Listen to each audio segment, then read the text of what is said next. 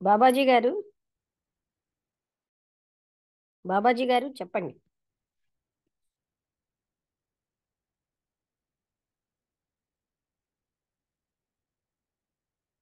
బాబాజీ గారు కంటిన్యూ చేయండి. ఆ, మనం ఈ పారిపోవడానికి ఈ దుస్సంఘటనలు అన్నిటి నుంచి కూడా పారిపోవడానికి దైవ దర్శనం కోసం దైవాన్ని ప్రార్థించడం, రిచువల్స్, తర్వాత ఒక ఆశయాలు ఇవన్నీ పెట్టుకొని, డ్రింక్ ఇటువంటివన్నీ పెట్టుకొని దాన్ని ఎస్కేప్ అయిపోవడానికే ప్రయత్నం చేస్తుంటాం. ఎస్కేప్ అయిపోవడం వల్ల ఏమీ మనకి శాంతం రాదు, మనశ్శాంతి కలగదు. మనశ్శాంతి కలగాలంటే అసలు అండర్స్టాండింగే ముఖ్యం. అండర్స్టాండింగ్ రావాలంటే ఏంటి? అవేర్నెస్ ద్వారా మనం గమనించడం. అంతే తప్ప ఏదో ఫలానా జన్మలోనో ఈ జన్మలోనో చేసిన కర్మ వల్ల జరుగుతుందని మనం అనుకోకుండా, ఇప్పుడు అట్ ప్రజెంట్ జరిగే సంఘటనే మనం అర్థం చేసుకుంటే మన దుఃఖం నుంచి నివారణ జరుగుతుంది. Thank you. బాగా చెప్పారు బాబాజీ గారు. ఓకే, ఇప్పుడు వసంతలత చెప్తావా? అందరికీ నమస్కారం. ఇవాళ టాపిక్ కాజ్ అండ్ ఎఫెక్ట్. అది బాగున్నది. అది అందరికీ వర్తించేదే. ప్రతి నిమిషం మన జీవితాల్లో ఏవో సంఘటనలు జరుగుతూ ఉంటాయి, వాటి కారణాలు వెతుకుతూ ఉంటాం. ఆ విధంగా ఒక ఆయన తన కొడుకు గుడ్డితనాన్ని, అంటే నియర్లీ బ్లైండ్, ఆ బ్లైండ్నెస్ గురించి బాధపడుతూ కృష్ణమూర్తి గారి దగ్గరికి వచ్చి ఇతన్ని హీల్ చేయండి. అందరూ అంటారు, ఏమిటి గత జన్మలో ఏదో చేసుకున్న పాపం కారణంగానే, దుష్కర్మ కారణంగా అబ్బాయికి ఇలాగొచ్చింది ఏంటో అని అంటే, అప్పుడు కృష్ణమూర్తి గారు అడుగుతున్నారు, నువ్వు దేని కర్మ వల్ల వచ్చిందో ఆ కర్మని, దాని కారణం తెలుసుకుంటే నీ బాధ పోతుందా అని అంటే, అతను అదే అంటున్నారు, నాకు అదే, అంటే బాధ పోవడానికి కారణం తెలుసుకుంటే బాధ నుంచి బయటికి రాగలమా అని. అంటే అతను మనం బాధ నుంచి ఎందుకు తప్పించుకోకూడదు, తప్ప అని అడిగారు. అంటే బాధ నుంచి తప్పించుకోవడానికి ప్రయత్నం చేసినా అది తలుపు వెనకాతలు ఉండేటట్టు నువ్వు తలుపు మూసేస్తావు, కానీ అది అక్కడే ఉంటుంది. ఈ కారణాలు వెతకడం ద్వారా మనము మన బాధని ఉపశమించుకోవడానికి ప్రయత్నిస్తున్నాం తప్ప రియల్ కన్సర్న్ టువర్డ్స్ బ్లైండ్నెస్ ఏమి అతనికి కాదు. అతనికి ముఖ్యమైనది ఇదే విషయం ఏంటంటే, ఆ డిస్టర్బెన్స్ నుంచి బయటికి రావడం, మానసిక సంఘర్షణ నుంచి బయటికి రావడం కారణం తెలిస్తే అవుతుందేమో అని అనుకుంటున్నారు ఆయన. అప్పుడు కృష్ణమూర్తి గారు చెప్పారు, కారణం ఏదైనా తెలిసినా సరే అది నిన్ను బాధ నుంచి తప్పించలేదు. కేవలం అవగాహన, అవేర్నెస్ అది ఉంటే, అంటే ప్రాసెస్ అన్నమాట. ఆ ప్రాసెస్ నేను చూడగలగాలి. ఈ కారణాలు వెతకడం అనేది ఇది ఎస్కేపిజమే. ఈ వివరణలు, ఈ ఎక్స్ప్లెనేషన్స్, కన్క్లూషన్స్ ఇవన్నీ ఒక స్టాటిక్ పొజిషన్, ఆల్రెడీ అయిపోయింది అది అంటారు. సో ఈ వివరణల ద్వారా మనకి బాధ అనేది పోదు. బాధ పోవడానికి ఆ దుఃఖం తాలూకా స్టేజెస్, దాని స్ట్రక్చరు, దాని ఇది అవగాహన చేసుకుంటే అది మెల్లిగా పోతుంది. ఆ దుఃఖం అనేది పోతుంది, నీకు విషయం అర్థం అవుతుంది, అప్పుడు నువ్వు బయటకు రాగలవు. అంతేగాని దాన్ని నొక్కి పెట్టడమే అవుతుంది. కారణం తెలుసుకోవడం, వివరించుకోవడం, దీనివల్ల శాశ్వతంగా ఆ బాధ ఏం పోదు మనకి. అలా చెప్పారు. తర్వాత మనిషికి, జంతువులకి చెప్పారు. కొన్ని జంతువులు అలాగే నశించిపోయాయి. ఏంటంటే కారణం వెతకడం అంటే ఫిక్స్ అయిపోవడం అంతే. అది మృత్యు కింద లెక్క. కారణాలు ఒక కారణం కాదు, ఎన్నో. ఈ జీవితం అనేది ఒక ప్రవాహం లాంటిది, కంటిన్యూస్ ఫ్లో. ఇందులో మన కారణాలు రకరకాలు ఉండొచ్చు. ఏదైనా సంఘటనకి ఒకటే కారణం ఉండకపోవచ్చు, అనేక కారణాలు ఉంటాయి. అవి మారిపోతూ ఉంటాయి, మనకు అవగాహన మారుతూ ఉంటాయి. సో కారణాలు తెలుసుకోవడం ఇంపార్టెంట్ కాదు. మనిషి అనేవాడు అంటే ప్లయబుల్ గా, ఫ్లెక్సిబుల్ గా అడాప్ట్ చేసుకుంటూ ప్రతి సర్కమ్స్టాన్స్ కి ఉన్నాడు కాబట్టి ఈనాడు సర్వైవ్ అవ్వగలిచాడు. సో మనకి ఏదైనా విషయాన్ని అర్థం చేసుకోవాలి అంటే ఆ అబ్జర్వర్ లేని పరిస్థితి, అంటే అబ్జర్వ్డ్ చూడాలనుకుంటే అబ్జర్వర్ లేకుండా నేను అనేది నా తాలూకా పాయింట్ ఆఫ్ వ్యూ అనేది లేకుండా చూడగలిగితేనే నువ్వు అది అవగాహన అవుతుంది. అప్పుడు నీకు ఎప్పుడైతే మనకి కంటిన్యూ అంటే దుఃఖం ఉన్నది, దుఃఖానికి కారణం ఏమిటి అని అన్నంత మాత్రాన మనకేం దుఃఖం పోకుండా ఉండదు. దుఃఖాన్ని చూడడం, అందులోంచి జర్నీ చేయడం, అందులోంచి వెళ్ళడం, అది కంప్లీట్ గా చూడగలగడం వల్ల అది ఆ బాధ నుంచి మనం బయటకు వచ్చేస్తాం. అవగాహన అవగాహన వస్తుంది, అవగాహన చేసుకోవడం వస్తుంది. చేసుకోవడం మోర్ ఇంపార్టెంట్. థాట్స్ తోని వాటితోని ఇవన్నీ ఏంటంటే ఈ వివరణలు అవన్నీ రిలీజియన్ ఇవంతా, ఇది కూడా కారణం తెలుసుకోవడం కూడా ఒక రకమైనటువంటి రిలీజన్. అంటే మనం వెతుకుతూ ఉంటాం కదా, అంటే రకరకాల ఎస్కేపిజం కావాలి. ఇది కూడా ఒక రకమైనటువంటి పద్ధతే ఈ కారణం తెలుసుకోవడం వల్ల అని చెప్పారు. సో మన ముఖ్యమైనది ఏంటంటే అవగాహన, ఎరుక, అవేర్నెస్. అది ఆ దుఃఖంలోంచి వెళ్తూ ఉంటేనే తెలుస్తుంది, దాని నుంచి బయటికి రాగలం. అది అలా కారణం తెలిసినంత మాత్రంలో దుఃఖం పోవట్లేదు. మనం ఏమో దానికి గోల్డ్ వివరణలు ఇస్తే దుఃఖం పోదు, దుఃఖం అంటే బాధ అలాగే ఉంటుంది. కానీ కొంతవరకు ఇది ఉపశమనం రాదా లక్ష్మి? మనం సాధారణంగా అనుకుంటాం కదా, అంటే ఇంకా బాధపడ్డం మానేమా, ఈ ఏదో పూర్వజన్మలో చేసుకున్నాం దీనివల్ల ఇలా వచ్చింది సుమి అని చెప్పి ఒక ఇది శాంతన రాదా? ఇది దాంట్లో రాదా?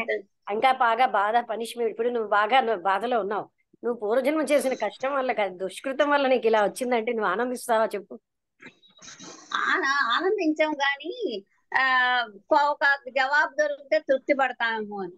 అదే ఆ కంఫర్టే అతను చెప్తున్నారు. దానివల్ల మనం ఏమోని ఏదో సుఖం అదే అంటున్నాను. అతను అదే అన్నారు.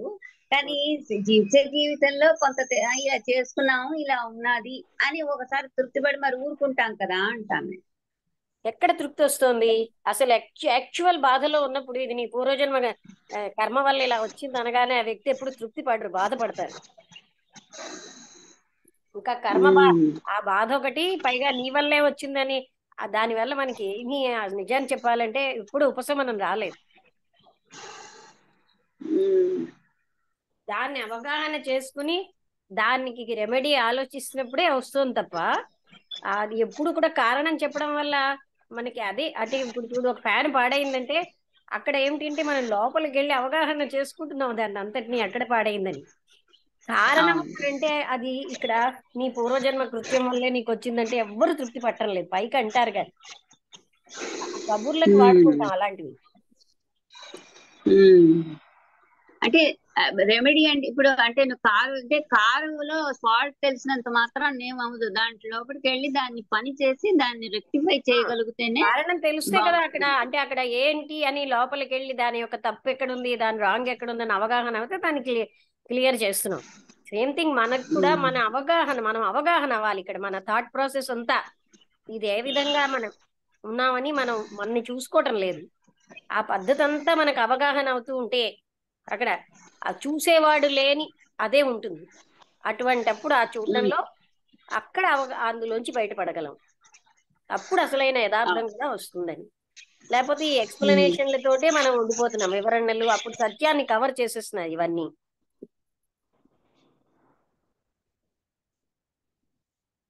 ఓకే, రాంబుద్రి గారు మీరు మాట్లాడతారా? నమస్తే మేడం. అదే మేడం, అంటే ఒక పరిస్థితి వచ్చినప్పుడు దానికి కారణాలు వెతకడం అనేది అంటే మానవ నైజము. అంటే ఇంకా అసలు పరిస్థితిని సరిదిద్దుకుందాము, ఏదన్నా అంటే పరిష్కారం కోసం చూద్దాము అనే దానికంటే కూడా కారణం కోసం వెతుకుతున్నాం. అంటే ఎందుకు, ఎలా వచ్చింది, ఏం సంగతి, అంటే ఇదే దీని వలన ఏమవుతుందంటే ఇంకా ఇంకా గందరగోళంలోకి వెళ్ళిపోవడమే.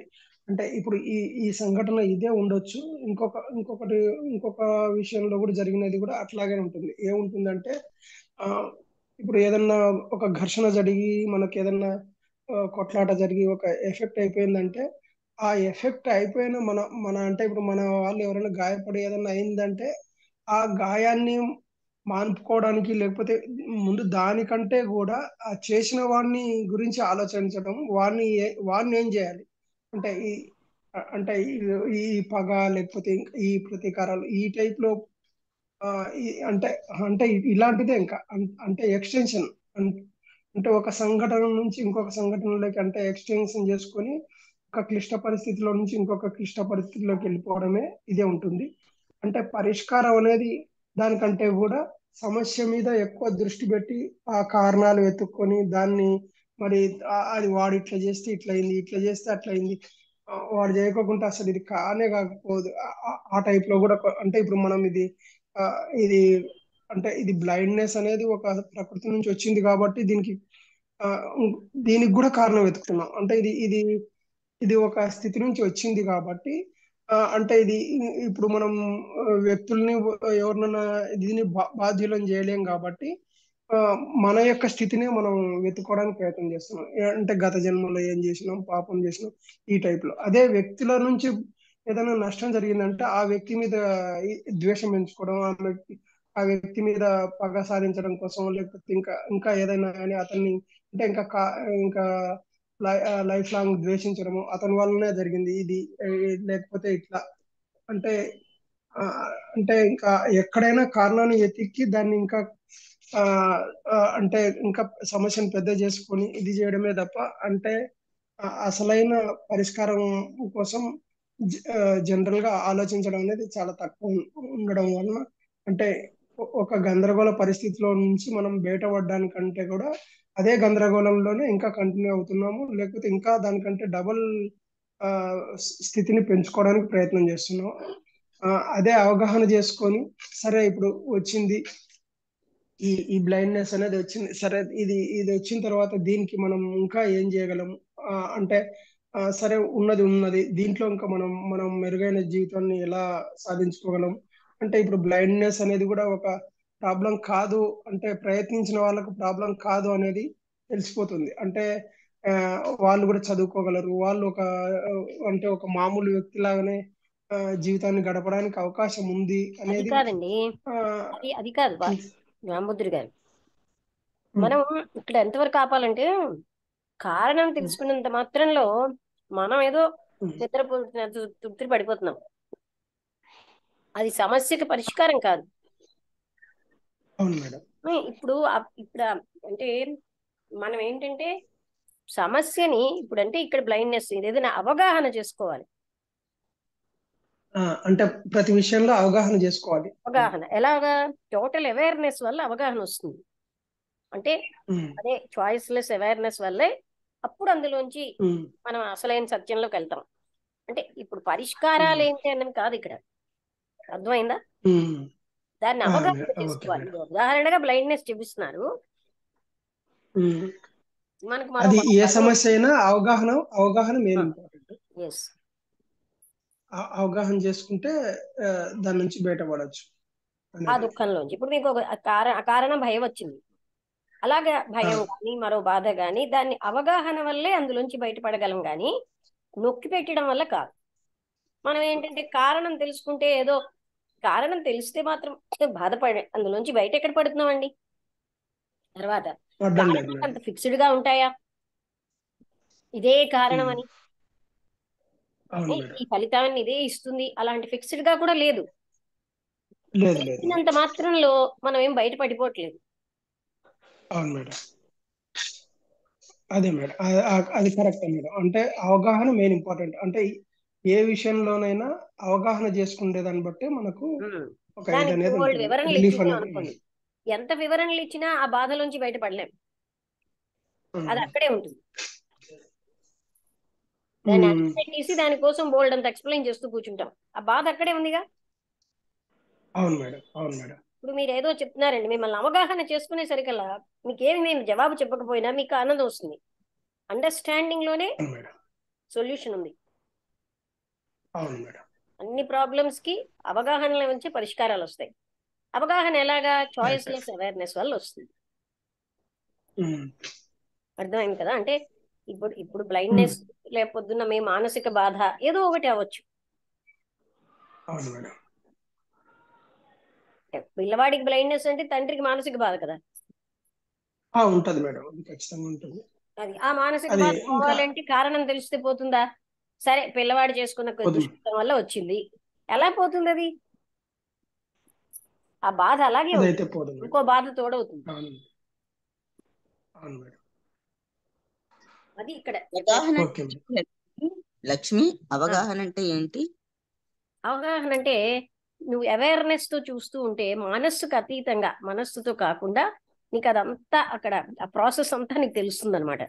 అప్పుడు అందులోంచి మనం బయటపడగలం. ఇప్పుడు చూడు, కోపమే తీసుకో లేదా దుఃఖమే తీసుకో, ఆ దాన్ని అణిచేయడం వల్ల మనం బయటపడలేం. దాన్ని థాట్ తో కాకుండా అవేర్నెస్ తో చూస్తేనే అందులోంచి బయటపడగలుగుతాం.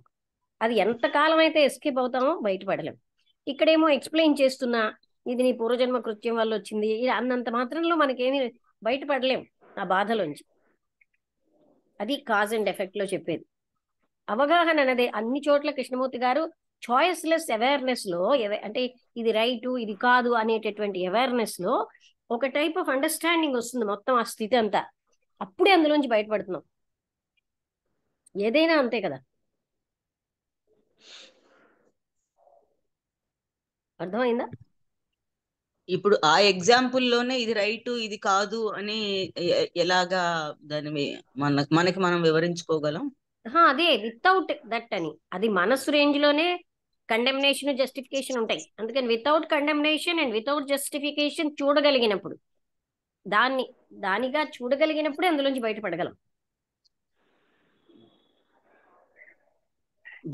దానిగా చూడడమే అవగాహన అంటున్నావు. అప్పుడే వస్తుంది అవగాహన. ఆ అవగాహన మనస్సు రేంజ్ కాదు, అప్పుడే అందులోంచి మనం. ఇప్పుడు అవగాహనలో కారణం అన్నది కూడా కలిపే ఉంటుంది. కారణం ఫర్ ఎగ్జాంపుల్ తాలూకా చూడు, నాలెడ్జ్. నువ్వేమోని అలా వస్తూ ఉంటే అదేంటో అక్కడ ఏదో పడింది, నీకు అవగాహన అయింది అది పామని, ఇమీడియట్ యాక్షన్ వస్తుంది అక్కడ.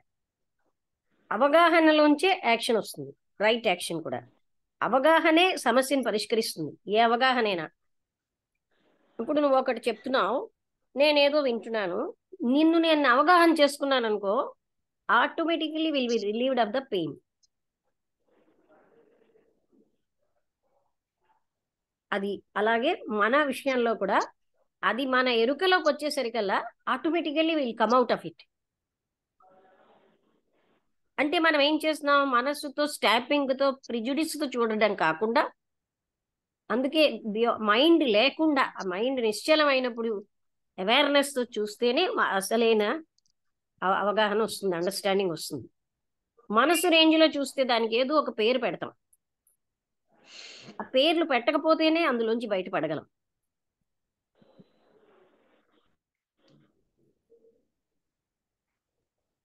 ఇక్కడ ఇంకో యాంగిల్ అవేర్నెస్ నుంచి కి కూడా తెలుసుకోవచ్చు మేడం. ఇక్కడ నుంచి అవేర్నెస్ కి అవగాహనకి తేడా ఉన్నది నువ్వు చెప్తున్న దాంట్లో, రెండు ఒకలాగే అనిపిస్తున్నాయి.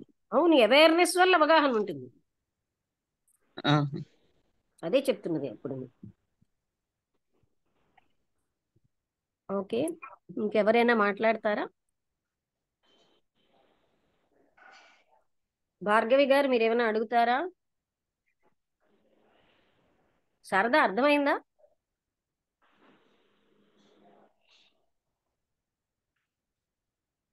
ఎవరో ఏదో అనబోతుంటే నేను కూడా అన్నాను, సారీ. ఏం పర్వాలేదు, కానీ రాంబుద్రి గారు మీరు చెప్పడం అయిపోయిందా? అయిపోయింది మేడం. అయిపోయింది మేడం. అంటే మనకు అలవాటు అయిపోయింది, కారణం ఏంటి అంటాం. కారణం తెలిసినా సరే ఇప్పుడు ఇంకా బాధ కూడా వేస్తుంది. ఒక మనిషి బాధపడుతున్నప్పుడు, ఇగో ఇది నీ పూర్వజన్మ దుష్కృతం వల్ల వచ్చిందని చెప్పాడు అనుకోండి, మనకి ఎంత కష్టం కలుగుతుంది. దానివల్ల సొల్యూషన్ వస్తుందా బాధలోంచి? లేకపోతే ఆహా, ఆయన పూర్వజన్మ బాధ వల్ల అలా వచ్చిందని మనం తృప్తి పడతామేమో, కానీ అందులోంచి మాత్రం బయటపడ్డాం.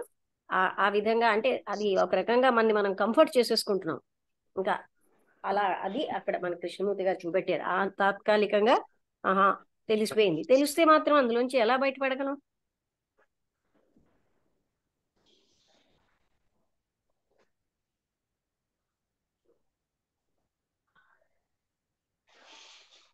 ఓకే,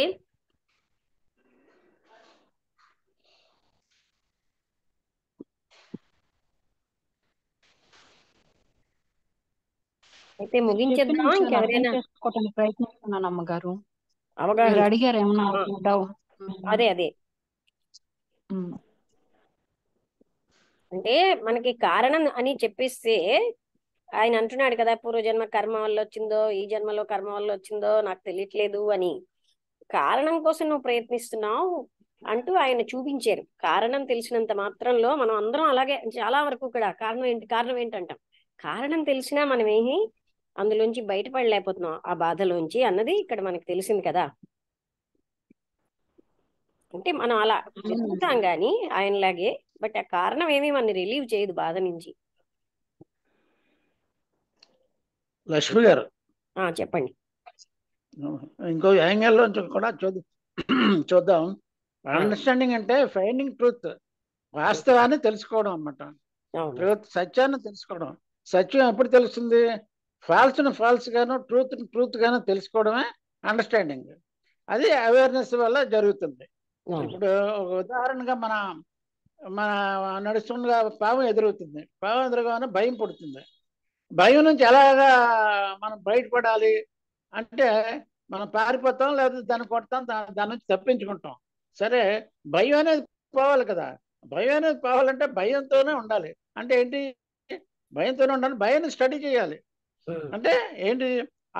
ప్రాబ్లము సాల్వేషన్, ప్రాబ్లంలోనే సాల్వేషన్ ఉంది. అది మనం గమనించాలి. సమస్యలోనే పరిష్కారం ఉంది. భయాన్ని ఎరుకతో సమస్యలోనే చూసుకుంటేనే భయం పరిష్కారం ఉంది. పోతుంది. భయాన్ని అర్థం చేసుకోవాలి. అది అప్పుడు Awareness తో చూడాలి. పోతుంది. అది ఆ దృష్టిలో మన అవగాహన కూడా ఉంటే అదే వాస్తవాన్ని తెలుసుకోవడం, ట్రూత్ని తెలుసుకోవడం అంతా ఒకటే అవగాహన. పద్ధతి కదా. లేకపోతే అవేర్నెస్ లోంచి అండర్స్టాండింగ్ వచ్చి అందులోంచి సత్యం తెలుస్తుంది, అవును, అక్కడున్న యథార్థం తెలుస్తుంది. అదే మనని లిబరేట్ చేస్తుంది ఆ బాధలోంచి. ఓకే, అందరికీ అర్థమైంది అనుకుంటాను. ముగించేద్దామా అయితే? ఇంకెవరైనా మాట్లాడతారా? భార్గవి గారు, ఇంకేమైనా డౌట్ ఉందా?